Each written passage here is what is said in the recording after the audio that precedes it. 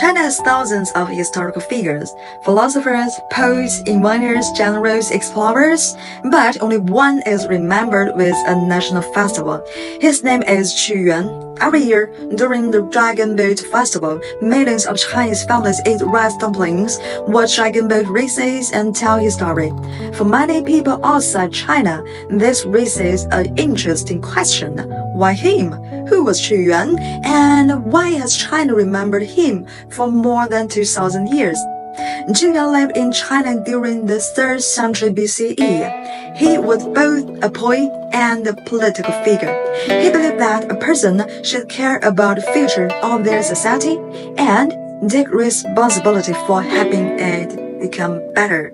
But because of political disagreements, he was removed from power and sent into exile. During those years, he wrote something of the most important works in Chinese literature, including Li Sao, one of China's greatest poets. 举世皆浊，我独清；众人皆醉，我独醒。屈原越作一棵橘树，扎根故土，爱我家国。大王张仪用几代楚王心心念念的尚武之地做诱饵，妄图骗我楚国与齐国断交。够了！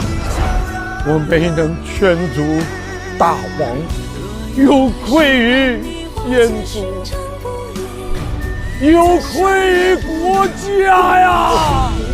Later, when he learned that his homeland had suffered a devastating defeat, he chose to end his life in the Middle River. 长太息，一言涕兮，哀民生之多艰。烹贤大夫，若我不能实现愿望和理想，我愿以生命追随您的步伐。 According to the legend, local people rushed out in boats searching for him and spread rice into the water so fish would not harm his body. And that story became connected to the Dragon Boat Festival. But here is something many people don't know. The Dragon Boat Festival is actually older than Qu Yuan. Long before he was born, people were already celebrating seasonal rituals at this time of year. The festival was connected to rivers, dragons, health, and protection from disease. In other words, the festival existed first. Qu Yuan came later. So, why did he become a symbol? From an anthropological perspective, the answer is surprisingly moving. A festival can survive because of a tradition, but a festival becomes meaningful when it gains a human story. Through Qu Yuan, dragon boats became more than a race, rice dumplings became more than food, the river became more than a river. They become symbols of memory, a way for people to connect with a human being across more than 2,000 years, and perhaps that is why Qu Yuan remains so important. Not simply because he was a great poet, but he represents something deeply respected in Chinese culture. The belief that a person should care about the world and take responsibilities for their beliefs. Throughout Chinese history, generations have admired people who remained committed to their principles, even when life became difficult. People who continue to ask questions, continue to seek meaning, continued to care.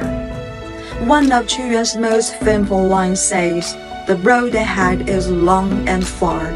I will continue my search, high and low." For many Chinese people, that sentence is more than a poetry. It is a way of living.